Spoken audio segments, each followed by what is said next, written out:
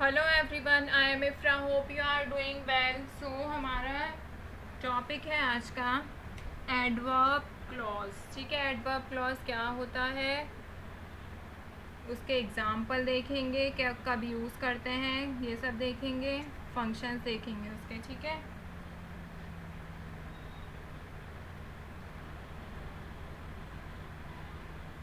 तो सबसे पहले देखते हैं एडवर्ब क्लॉज होता क्या है। यहाँ पे हेडिंग डालते हैं एडवर्ब क्लॉज।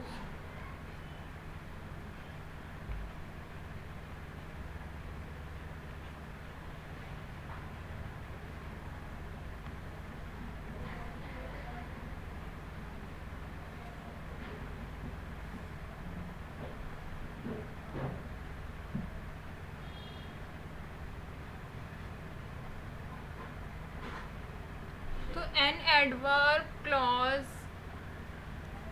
जैसा इसका नाम है, ये क्या करता है, लिखिए adverb clause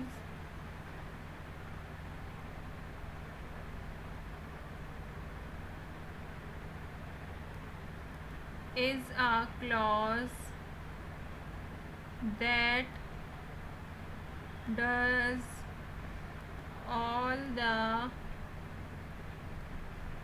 functions of a normal adverb। क्या काम करता है, नॉर्मल एडवर्ब की तरह ही काम करता है। ठीक है, सारे उसी के फंक्शंस होते हैं इसमें।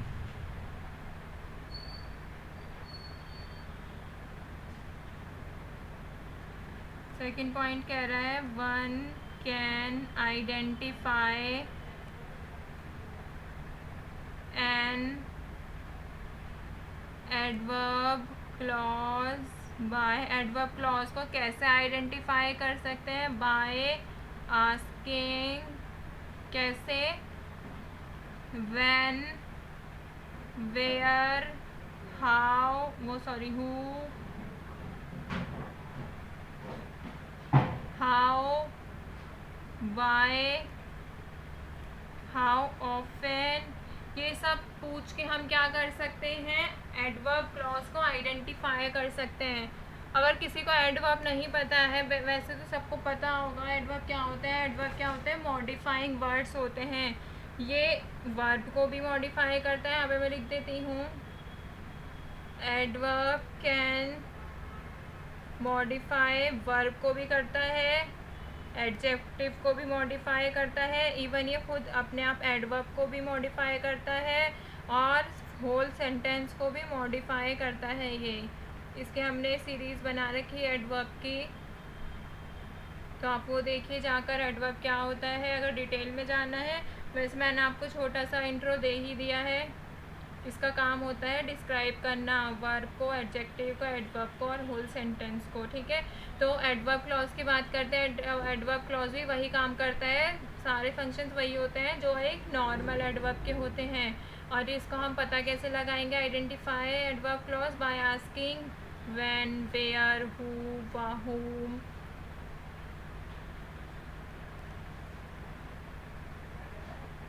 whom, why, how, often, ये सब चीज़ें। ठीक है, अब नेक्स्ट टॉपिक, नेक्स्ट पेज लेते हैं।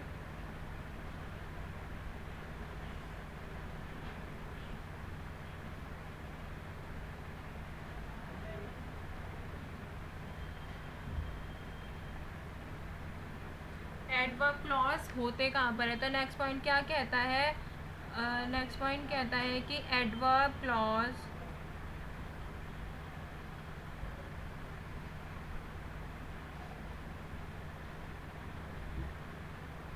Can be found in the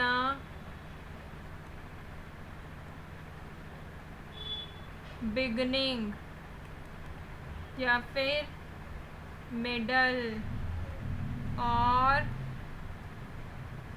eight the end of a sentence. तो इससे क्या पता चलता है कि एडवर्ब क्लॉज जो होता है वो कहीं पर भी हो सकता है, स्टार्टिंग में भी हो सकता है, मिडल में भी हो सकता है और एंड ऑफ अ सेंटेंस भी हो सकता है। ठीक है, और ये स्टार्ट किससे होता है? Adverb clause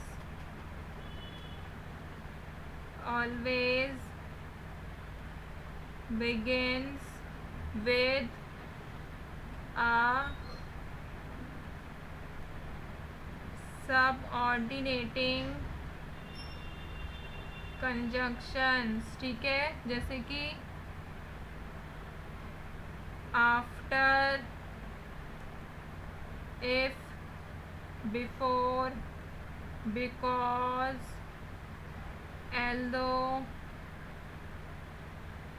etc. ठीक है, ये सब क्या है? सबऑर्डिनेटिंग कंजक्शन के एग्जाम्पल हैं, after, if, before, because, although, etcetera. तो एडवर्ब क्लॉज क्या होता है? कहीं पर भी हो सकता है, सेंटेंस में, शुरू में, बीच में, लास्ट में। और ये स्टार्ट किससे होता है? हमेशा सबऑर्डिनेटिंग कंजक्शन से ये स्टार्ट होता है। ठीक है, अब इसके एग्जाम्पल्स देखते हैं, नेक्स्ट पेज लेते हैं।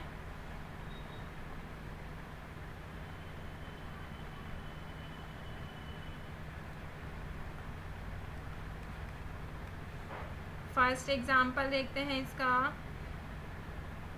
If you work hard, if you work hard, you will be able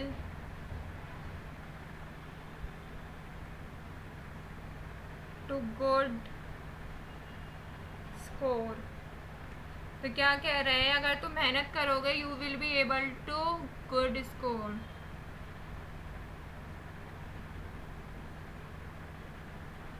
ये मैंने उल्टा लिख दिया ना, अजीब सा लग रहा है सेंटेंस। स्कोर पहले करते, you will be able to, हाँ,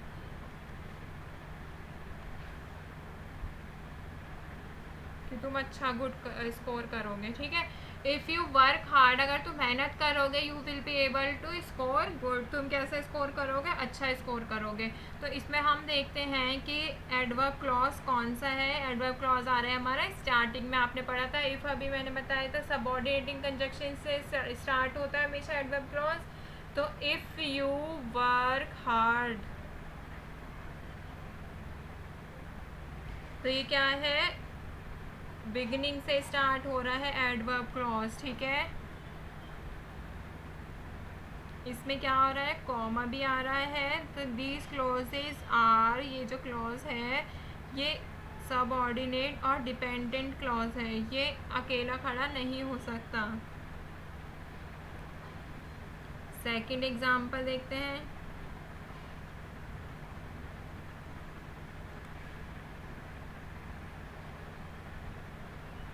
जैसे my cousins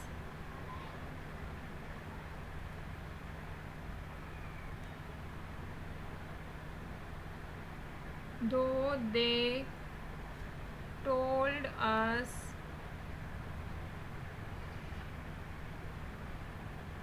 that they would not come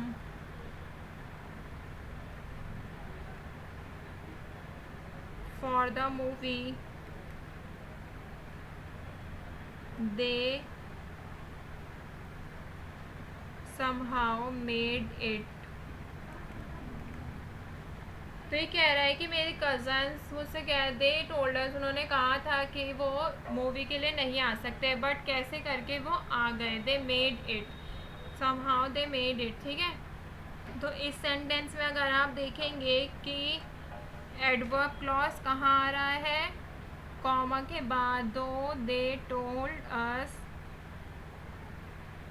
they would not come for the movie, यहाँ तक क्या है? ये एडवर्ब क्लॉज है। ठीक है, इसमें क्या है? ये मिडल में आ रहा है, इसमें ये बिगनिंग में था। अभी एक और एग्जांपल देखते हैं, third.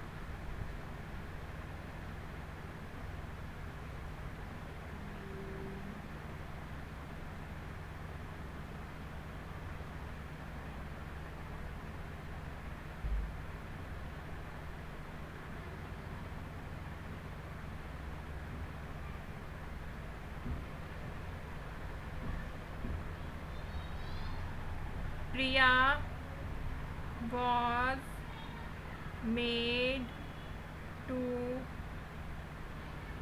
practice the song for the competition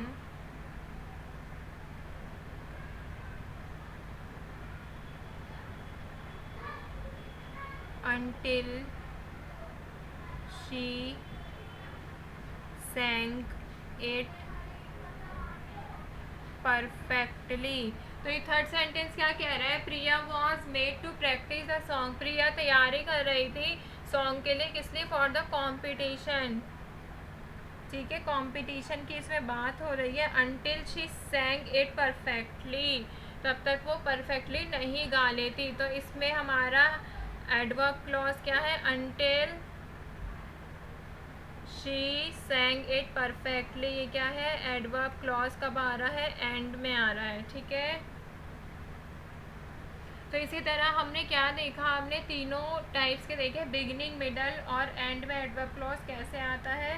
तो अगर हम बिगिनिंग की बात करते हैं, when adverb clauses are used in the beginning of a sentence, तो इसमें क्या आया? जब बिगिनिंग की बात करेंगे तो इसमें आएगा comma followed by a comma. ठीक है, ये जो क्लॉजेज होते हैं बिगिनिंग वाले सबऑर्डिनेट होते हैं, और इसको क्या, सबऑर्डिनेट का दूसरा नाम क्या था?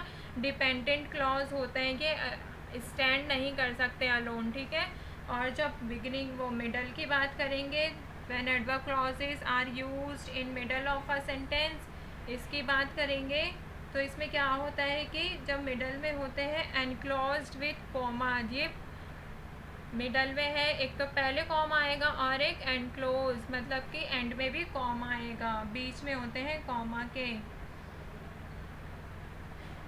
चाहे वो सेंटेंस से निकल भी जाएंगे तब भी। ठीक है, अगर हम एंड की बात करेंगे, एडवर्ब क्लॉज जब एंड में होते हैं, when adverb clauses are used at the end of a sentence, तो इट डज नॉट डिमांड, या फिर बोल सकते हैं it does not require any sort of punctuation. इसके बीच में हमें कोई पंक्चुएशन की ज़रूरत नहीं होगी। आपने देखा है ना, या कॉमा लगा ना कुछ लगा, डायरेक्ट हमने यहाँ से सेंटेंस शुरू किया और लास्ट में आकर ही बस फुल स्टॉप लगाया। तो इसमें नॉट नीड पंक्चुएशन। ठीक है, जब एंड की बात हो रही होती है। तो इसी तरह हमने देखा एडवर्ब क्लॉज क्या होते हैं और इनके कहाँ कहाँ पर यूज़ होते हैं, बिगनिंग, मिडल और एंड में, और इनके कुछ एग्जाम्पल देखें। अब हमारा जो क्लॉजेस का चैप्टर है वो बिल्कुल कंप्लीट होता है। नेक्स्ट वीडियो में हम इसके एक प्रैक्टिस एक्सरसाइज कर लेंगे, देन इसको हम वाइंड अप करेंगे। Stay tuned and thank you.